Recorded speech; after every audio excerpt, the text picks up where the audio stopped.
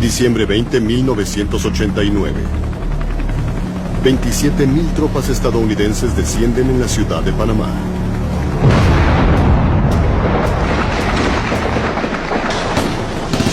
Es la mayor invasión estadounidense desde la guerra de Vietnam. Estamos esperando órdenes, señor. La misión: capturar a un hombre. El dictador militar de Panamá, Manuel Noriega. En Norteamérica estaban furiosos con este enorme dictador, ya que los desafiaba.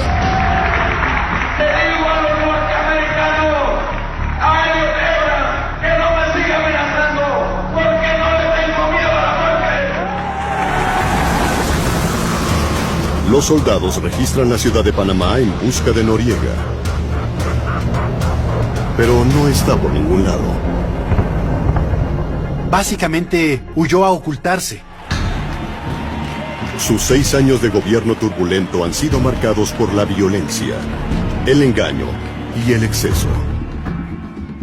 Estaba dispuesto a llevar a cabo cualquier cosa por prosperar.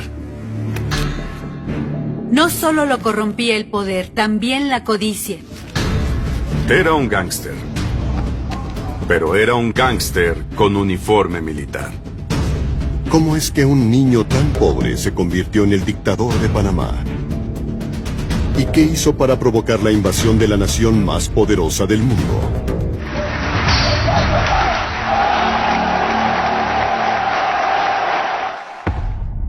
Las dictaduras han tenido un increíble impacto en el último siglo. Estos dictadores terminaron aprendiendo unos de otros.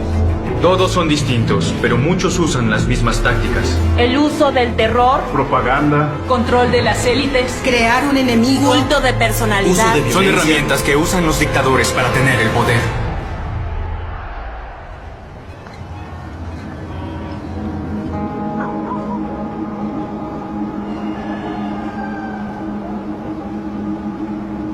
El ascenso de Manuel Noriega como dictador es solo un milagro, dadas las duras circunstancias de su niñez. Nació en la ciudad de Panamá en 1934. Al ser huérfano a la edad de 5, Noriega fue criado por su madrina en la dura área comercial de Terraplén. Los jóvenes nacidos en el estrato social donde él nació, sus oportunidades de alcanzar la prominencia y el poder eran muy limitadas. Conforme Noriega crecía en ese cruel lugar, lo molestaban por ser pequeño y por sus cicatrices de acné. Pero halló la manera de mejorar su suerte. Noriega entendió que podía prosperar a través de la educación. Era increíblemente inteligente y gran estudiante, alguien que sobresalía en sus clases. Noriega decide aplicarse y gana un lugar en la mejor secundaria de la capital.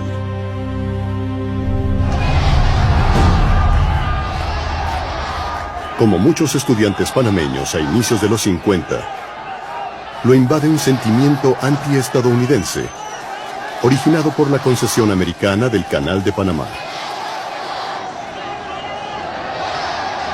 Es un conflicto que jugará un papel clave en su vida y montará el escenario para su deshonesta dictadura.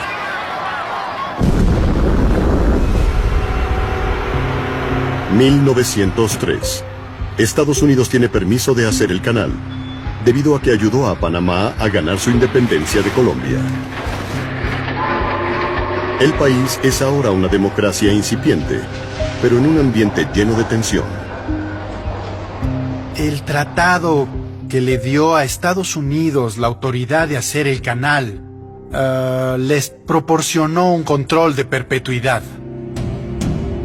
El canal abre en 1914 y transforma el comercio internacional al unir al Océano Pacífico con el Atlántico, generando más de $20 millones al año para Estados Unidos. Pero Panamá solo obtiene una fracción de eso. Se convirtió en una fuente de indignación. Porque Estados Unidos construyó, en esencia, una colonia norteamericana en medio de nuestro país. Se llama la Zona del Canal, una franja de tierra a ambos lados del canal, ocupada por unos 57,000 estadounidenses, muchos militares. Y eso dio lugar a un nivel enorme de rencor hacia los Estados Unidos. La ola de resentimiento intensifica el nacionalismo de Noriega. Después de cursar el bachillerato, declara sus ambiciones sin tapujos. Si ve su anuario, dice: mis ambiciones son ser un psiquiatra y el presidente de Panamá.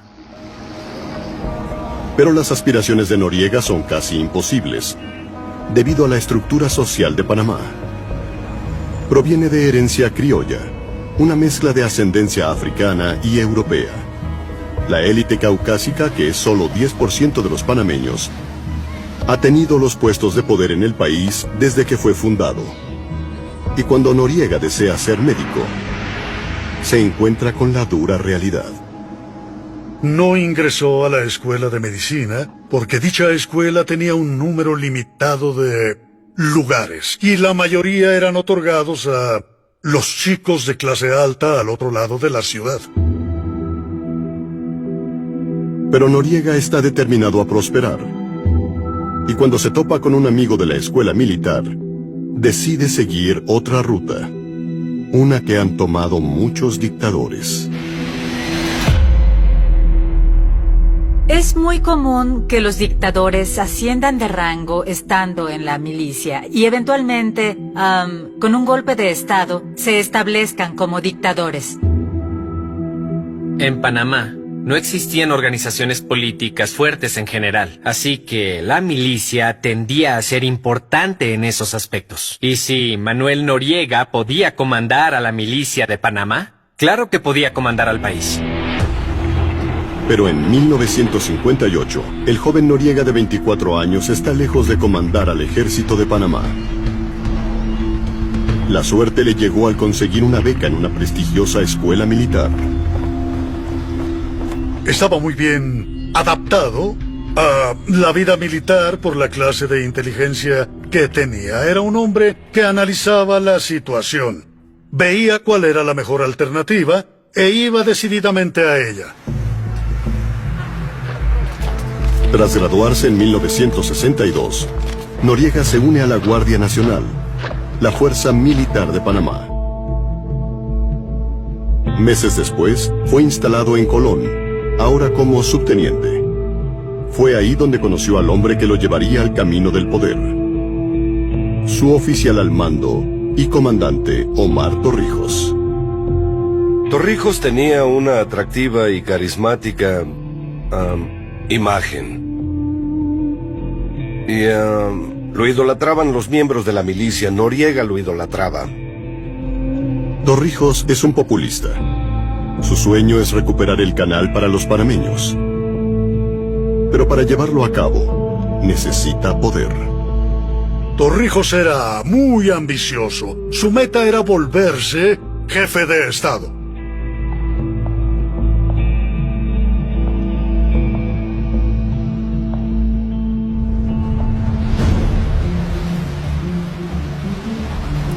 Asigna a Noriega a la rama de inteligencia de la Guardia Nacional, conocida como la G2. Noriega aprende sobre inteligencia en la Escuela de las Américas, una escuela norteamericana de combate en la zona del canal. Su meta es ayudar a los estudiantes a combatir al comunismo de la región. Los críticos dicen que ahí se enseñaba chantaje, coerción y tortura. La llamaban Escuela de Dictadores. Noriega descubrió su vocación como oficial de inteligencia y fue descrito por su comandante como destacado, y Torrijos quiso apostarle a este joven oficial. Noriega se convirtió en un oficial muy querido para Torrijos. Todo gran líder tiene un secuaz, un hombre que haga el trabajo sucio, y Noriega estaba más que dispuesto a cumplir esa función. Noriega estaba tras bambalinas, acosaba a los oponentes, también los reprimía y los eliminaba. Con el tiempo, Noriega se convierte en la mano derecha de Torrijos. Para 1968, Noriega había hecho de Torrijos uno de los líderes militares más poderosos. Pero la Guardia Nacional aún responde a los políticos. Como el nuevo presidente electo, Arnulfo Arias. A Arias le preocupa que la fuerza política militar derrumbe la frágil democracia del país y lanza un plan para quitarles poder. Después de llegar a la presidencia, él, en esencia, comenzó una purga de la Guardia Nacional. Arias le informa a Torrijos que lo enviará a El Salvador como un agregado militar. Y sin Torrijos, todo por lo que había trabajado Noriega se perdería.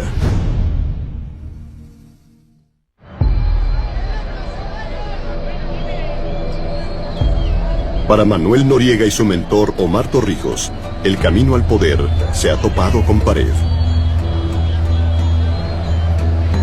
El presidente de Panamá, Arnulfo Arias, quiere enviar a Torrijos fuera del país. Pero el 11 de octubre de 1968, Torrijos le cambia la jugada al dirigir un golpe de Estado.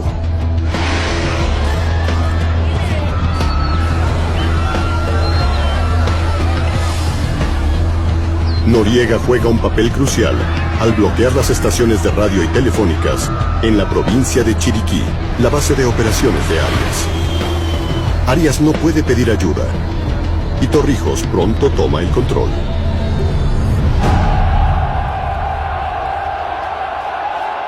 Omar Torrijos es ahora el dictador militar de Panamá. Noriega también se beneficia cuando Torrijos lo nombra jefe de inteligencia militar, el jefe de la G2. El niño que nació en los barrios bajos es ahora el teniente coronel Noriega. Su nuevo puesto le abre un nuevo camino al poder, uno que toman muchos dictadores en su ascenso. Tener conocimientos de inteligencia es muy importante para cualquier dictadura, porque sabes bien lo que está pasando, conoces las amenazas y sabes bien qué hacer con ellas. Como oficial en jefe de inteligencia, eres de hecho uno de los individuos más poderosos. Y eso es, en esencia, la clave del poder de Noriega. Noriega es ahora los ojos y oídos del régimen y usa la información que colecta para acabar con los rivales de Torrijos. Noriega tenía la libertad de hacer lo que quería y era despiadado. Sí, básicamente al momento de eliminar a la oposición. Hay rumores sobre la participación de Noriega en varias desapariciones, como la de Héctor Gallego, un joven sacerdote que enfadó al régimen en 1971 al organizar a los campesinos políticamente. Gallego fue arrestado y puesto bajo custodia militar. Había informes de que lo golpearon tan fuerte que desfiguraron su rostro y que no pudieron, despertarlo, así que arrojaron su cuerpo de un helicóptero al océano. Nunca encontraron su cuerpo. Para muchos, no hay duda de quién fue el responsable. Yo no pongo las pruebas, pero para mí fue Noriega que lo desapareció. Por eso Torrijos lo llamó mi gángster, porque si él tenía que matar, él mataba, sin problema. Pero el soldado leal de Torrijos tramaba algo clandestinamente. Usaba su posición para más que solo acabar con los rivales del régimen. Existe evidencia de que Noriega era leal Pues no necesariamente a Torrijos, sino a sí mismo. Noriega ha entablado una relación clandestina que definirá su dictadura en las décadas siguientes. Ha trabajado secretamente como informante para los Estados Unidos. En Norteamérica temían que la revolución estuviera en el aire y que fuera propagada por Cuba. Desde que Fidel Castro llegó al poder en Cuba en el 59, Estados Unidos temía que el comunismo se expandiría hasta llegar a México. Centroamérica se ha convertido en un campo de batalla. Y para los Estados Unidos, la habilidad de obtener información de esos grupos era esencial para combatir la infiltración del comunismo justo en su patio trasero. Noriega provee información clave de los comunistas de la región y es espía de los Estados Unidos. Él les daba información de grupos de estudiantes activistas o grupos de izquierda en Sudamérica.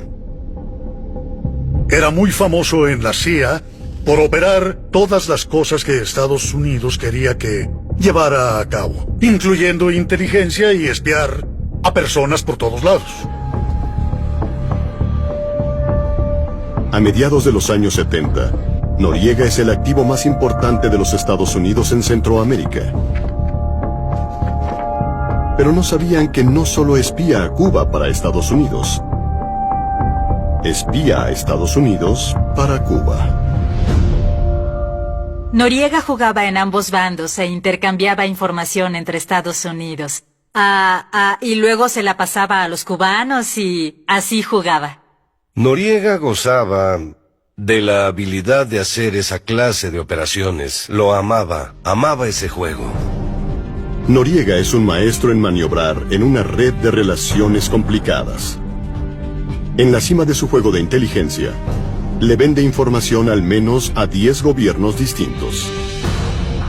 Noriega manipula a todo el mundo. Bueno, como un pulpo con muchas manos, y procuraba su propio interés, más que cualquier otra ideología o propósito.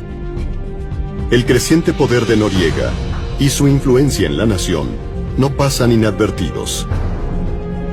Un reporte del Departamento de Defensa de los Estados Unidos declara a Noriega como el posible futuro dictador de Panamá. Incluso Torrijos ahora se sentía intranquilo. Torrijos lo necesitaba, pero al mismo tiempo le temía, porque sabía que en cualquier momento lo traicionaría. Noriega era de los hombres más poderosos en Panamá, pero su ascenso a la cima se vería amenazado de nuevo.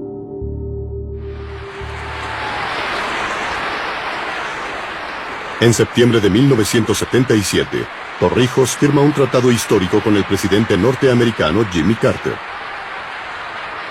y garantiza que Panamá gradualmente tendrá el control del canal y sus ingresos en los próximos 22 años. Es una gran victoria para el pueblo, el país y Torrijos. Pero podría ser un desastre para Noriega. Durante las negociaciones, Torrijos prometió transformarse a una democracia. Noriega pudo ver el proceso de apertura como peligroso. Peligroso para la capacidad de la milicia y de él mismo, tal vez, de mantener el control. Y Noriega tenía razón. Los exiliados que habían sido expulsados por el régimen volvieron a Panamá. Se planearon unas elecciones. La democracia está latente, y eso podría estropear el ascenso de Noriega. Pero el 31 de julio de 1981, ocurre un evento que lo va a cambiar todo.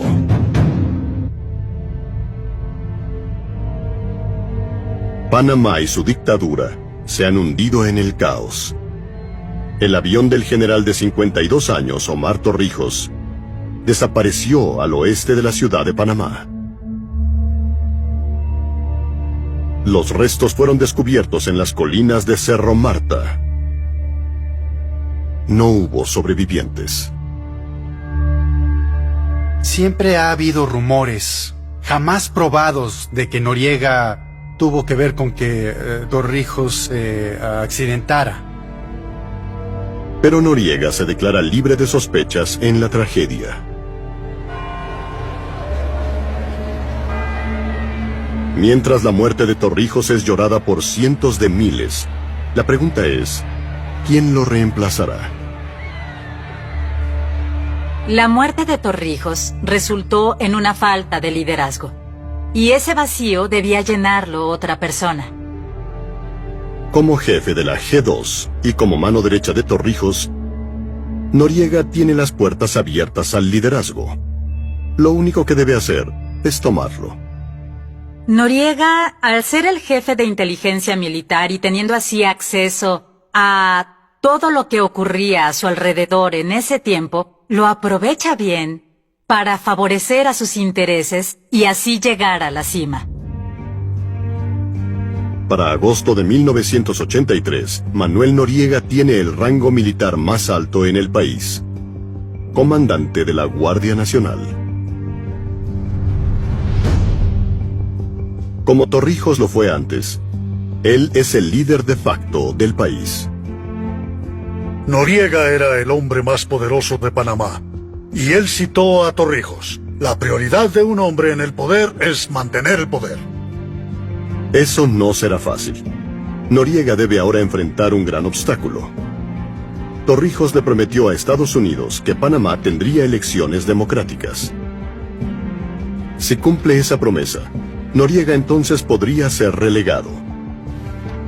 Tiene la solución. Mientras gobierna en las sombras, un presidente títere electo hará su voluntad. Así que sería una democracia bajo el control de la milicia. Para hacerlo, Noriega necesita que su candidato, Nicolás Ardito Barletta, gane la presidencia.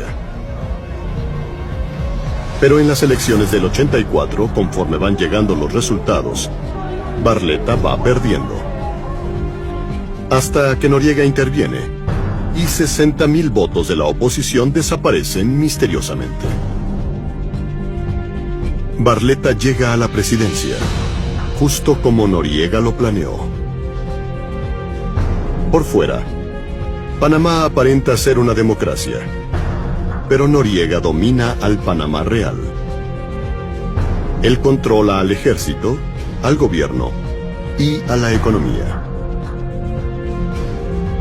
Y de inmediato se dispone a reclamar la recompensa.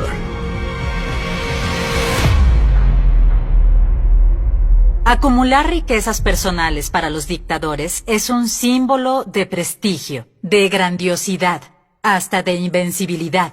Ese aspecto codicioso de tomar y extraer dinero y riqueza de la sociedad y usarlo para tus propósitos es el sello de muchas dictaduras. A inicios de los años 80, Noriega encuentra la forma de convertir su poder en dinero.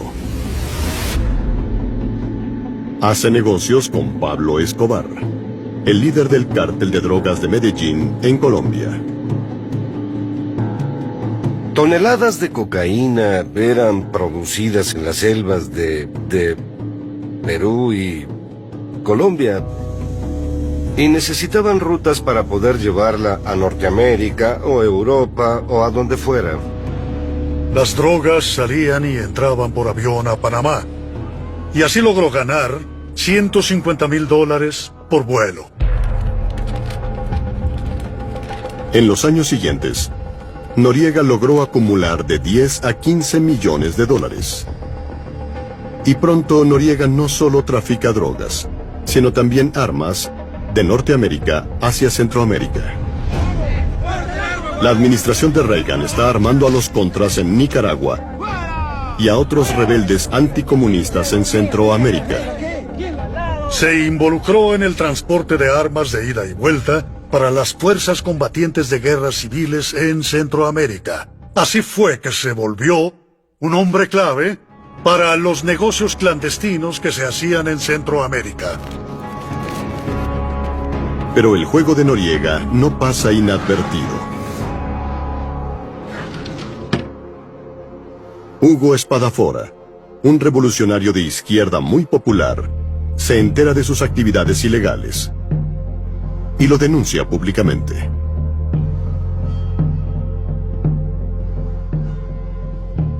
Hugo Espadafora era muy alto, apuesto, con raíces italianas y panameñas. Lo llamó el revolucionario romántico. Y aparece en televisión diciendo: Noriega es un dictador, Noriega es narcotraficante, Noriega reprime la libertad. Noriega está furioso. Noriega se pone furioso en septiembre del 84, cuando Espadafora lleva sus declaraciones al diario de oposición La Prensa. El impacto del artículo se resiente más allá de la frontera de Panamá. Incluso sorprende a todos en la Casa Blanca. Hasta ahora, el gobierno norteamericano no sabía que Noriega era un narcotraficante, debido a su ayuda en inteligencia y tráfico de armas. Estados Unidos se ve ahora forzado a al menos aparentar tomar medidas. Estados Unidos sí le hizo saber que sabían que él era un narcotraficante y eso era realmente malo. Noriega se puso a raya y dijo: ok, ya no lo haré. Pero Noriega solamente los engañó. Solo moderó su papel en el tráfico de drogas. Y descubrió un modo de beneficiarse aún más de los cárteles, lavando su dinero en bancos panameños. El traficante norteamericano Steven Kalish tiene millones de dólares mal habidos y necesita lavarlos. Espera que Noriega le resuelva su problema. Conocí a Noriega y me dijo que creía que todo lo que estaba buscando lo encontraría con él. Él me proporcionó un gran paraíso bancario. Me permitió llevarle 30 millones de dólares que esperaban en una casa de Tampa, Florida. Y Kalish fue solo la punta del iceberg. Noriega gana unos 10 millones de dólares al mes por lavar dinero de los cárteles, acumulando así unos 350 millones a inicios de los 80. Después de amasar una fortuna, Noriega decide gozarla al máximo. La derrocha en autos de lujo, mansiones y propiedades por todo el mundo. Vivía una vida de magnate. Tenía mujeres muy hermosas de Estados Unidos.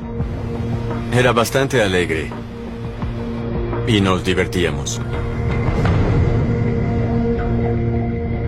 El deleite del poder. Trabajaba como un padrino, ¿no? Noriega es el hombre más rico de Panamá, pero todavía no tiene lo que tanto anhela: respeto.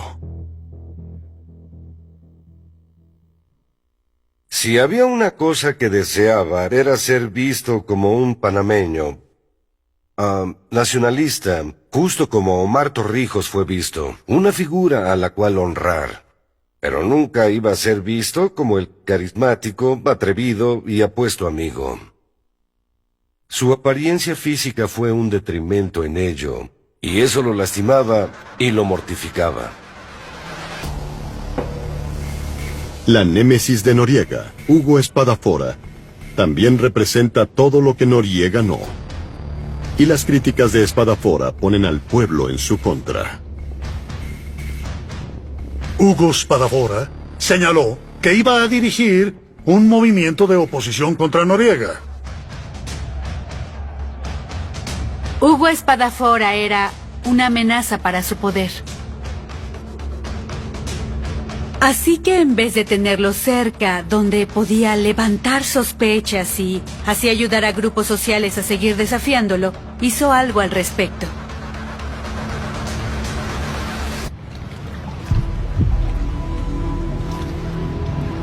Septiembre 17, 1985. El encabezado de la prensa da una terrible noticia. El guerrillero y líder político Hugo Espadafora fue asesinado. Hallado en un río de Costa Rica, envuelto en una bolsa de correos norteamericana. Lo decapitaron. Y dijeron que fue aún estando vivo. Y lo torturaron también. Si ves esta fotografía, jamás podrás superarlo. Spadafora fue visto por última vez cuando unos soldados lo bajaron de un autobús cerca de la frontera con Costa Rica. El dedo acusador apunta directamente a Manuel Noriega. Yo no tengo pruebas, pero yo estoy seguro que esa muerte la ordenó él. Fue un momento muy importante, donde Noriega comenzó a irse cuesta abajo. Los panameños están indignados por la muerte de Spadafora. 80,000 asisten a su funeral. Y se indignan aún más cuando los oficiales panameños no presentan cargos en el caso. La cobertura de la prensa en el caso Spadafora ayudó a movilizar a la gente y salen a las calles en números masivos. Noriega debe hallar el modo de cambiar la narrativa.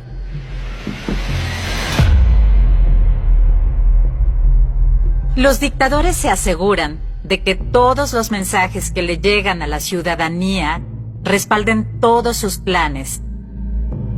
Así que si los medios se dedican a criticar a la dictadura, los dictadores siempre usan el método de la prevención para controlarlos. Y Noriega era muy bueno en eso.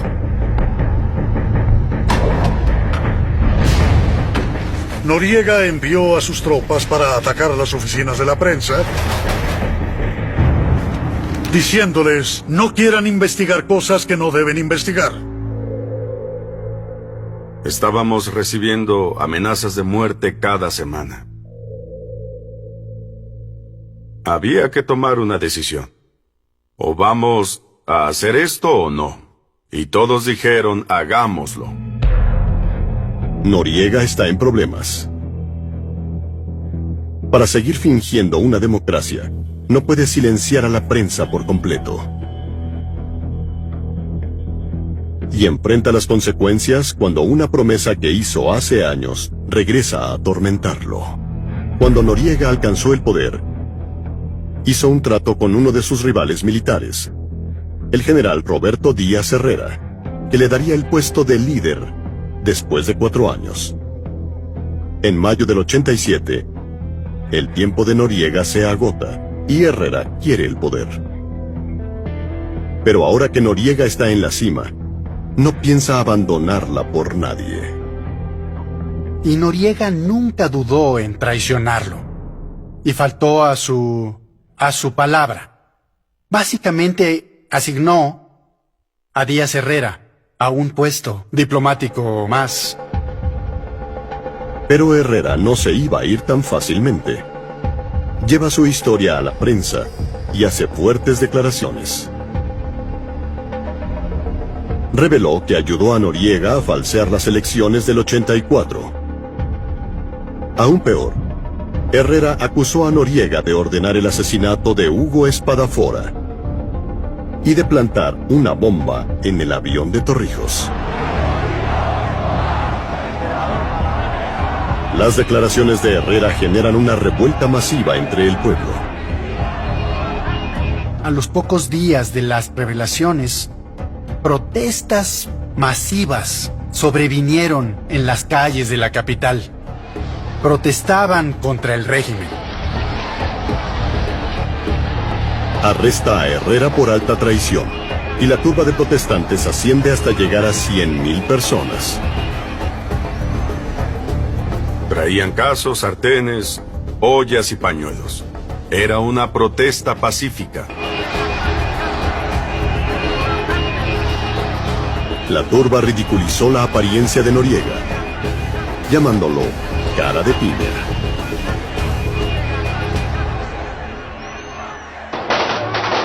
El dictador militar se enfureció y arremetió en su contra. Reaccionó violentamente. Luego encarceló y torturó a muchos. Era algo horrible. El disturbio se transmite por todo el mundo. Se declara un estado de emergencia y dura 19 días. Al parecer, Noriega está perdiendo el control del país. El impacto de las revelaciones de Herrera fueron tan significativas y esenciales que hicieron aún más difícil que Estados Unidos volteara hacia otro lado. Políticamente, creo que era inaceptable, insostenible darle esa libertad. Estados Unidos responde traicionando a su exaliado.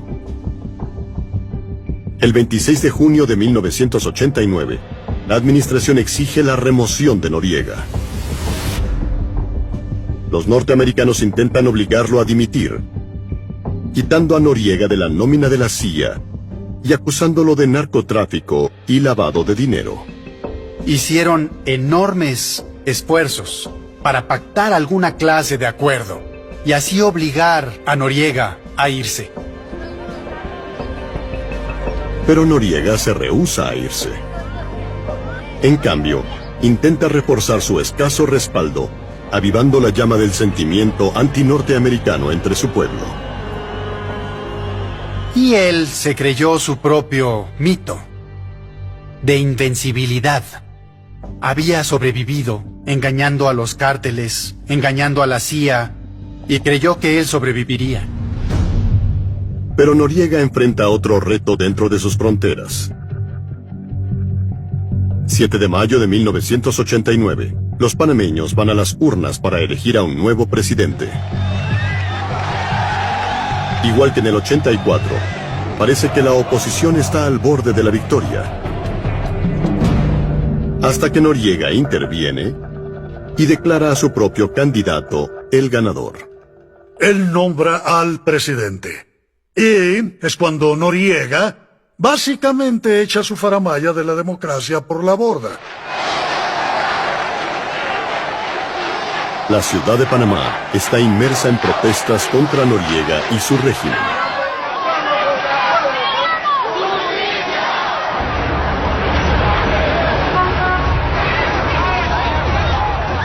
Envía a su propio grupo paramilitar, los batallones de la dignidad, a sofocar las protestas. Golpean al candidato a vicepresidente de la oposición, Guillermo Billy Ford, brutalmente. Hay una fotografía famosa de Billy Ford, con su guayabera con sangre. Esas imágenes fueron impactantes, porque las imágenes revelaron al mundo entero la brutalidad del régimen. En Estados Unidos, los hechos obligan al presidente George H.W. Bush a tomar medidas, y hace una petición pública pidiendo la renuncia de Noriega. Pero Noriega ya no obedece a ningún norteamericano. En cambio, convoca a los seguidores que aún le quedan.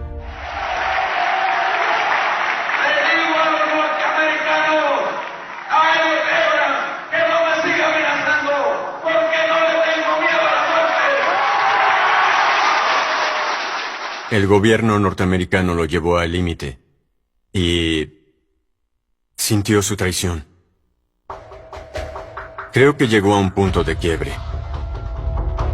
Se desmoronó y ya no tenía un buen control de sus emociones. A 7 meses de que el presidente Bush ordenara su renuncia, Noriega condena a la superpotencia por insultar la soberanía de Panamá y su integridad territorial. Noriega dijo que estaba creando un estado de guerra entre los países. Él estaba desafiando a los Estados Unidos frente al mundo entero. Jugaba mucho un juego demasiado peligroso, pues él desafiaba a Norteamérica.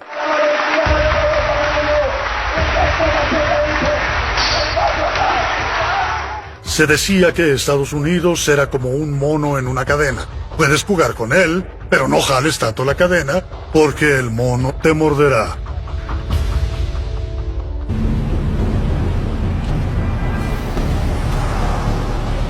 La actitud desafiante de Manuel Noriega ha llevado la relación entre Estados Unidos y Panamá al punto de quiebre.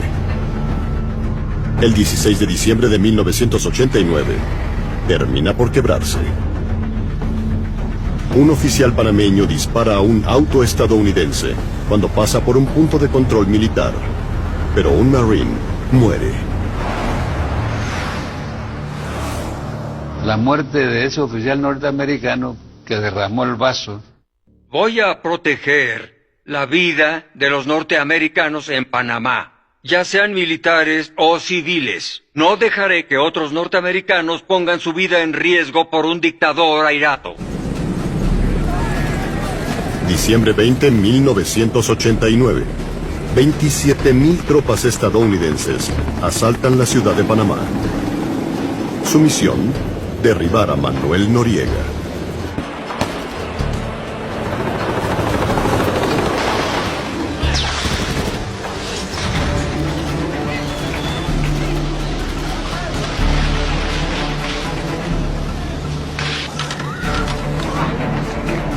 Las tropas destruyen el cuartel general de Noriega mientras lo persiguen. El machete que blandía, quiero decir, el hombre que desafió a Estados Unidos durante tantos años, básicamente huyó a ocultarse. Él jamás emitió ni una orden militar. Ni una, solo huyó y huyó. Eso dice mucho de los bravucones. Todos ellos solo son unos cobardes. La invasión estadounidense dejó más de 1,000 panameños, soldados y civiles, muertos. 20.000 quedaron sin techo. Y Noriega aún seguía fugitivo. En Nochebuena, encuentra con desesperación un refugio en la Embajada del Vaticano en Panamá. Creyó que la Embajada Vaticana le daría un refugio que le dejaría vivir exiliado en otro país. Los norteamericanos se enteraron muy pronto, pero Noriega se rehúsa a rendirse.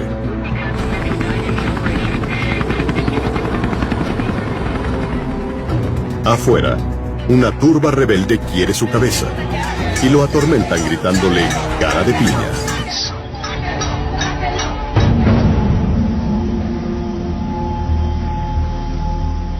Enero 3 de 1990. El dictador militar de Panamá se entrega a los Estados Unidos, pero con una condición. Quiso llevar su uniforme. Pero después, Estados Unidos le hizo algo humillante. En cuanto Noriega fue arrestado, hicieron que se quitara el uniforme y le tomaron una foto con camiseta de algodón. Noriega parecía un criminal común. Y esa fue la foto que le mostraron al mundo para probar que había sido arrestado. Tras 6 turbulentos años como el dictador de Panamá, el niño que nació sin nada y que una vez tuvo todo, acababa de perderlo todo. Noriega era muy avaricioso. No solo lo corrompía el poder, sino también la codicia, y terminó siendo su perdición. El 9 de abril del año 92, Manuel Noriega es condenado por narcotráfico, delincuencia organizada y lavado de dinero. Lo sentencian a 40 años en prisión. Los panameños festejan en las calles.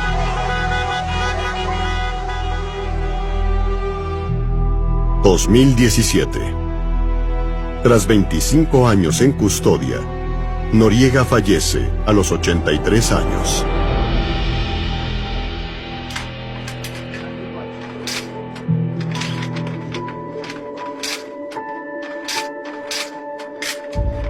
En la cima del poder, Noriega amasó una fortuna estimada en unos $600 millones. Ahora, con sus propiedades derrumbándose, su país se está levantando. Panamá recuperó el canal en el 99 y lo están operando exitosa y cómodamente. Panamá se ha vuelto muy próspero. El país ha celebrado elecciones libres con gobiernos democráticos estables desde el arresto de Noriega. Los abusos de su gobierno resultaron en un cambio histórico en su constitución: la abolición de la milicia del país. Eso ha sido decisivo para controlar a la población civil. Un golpe de Estado en estos días sería descabellado. El caso de Noriega sí debe mantenerse para que la juventud que viene subiendo siempre tenga presente que eso ocurrió y que no debe repetirse.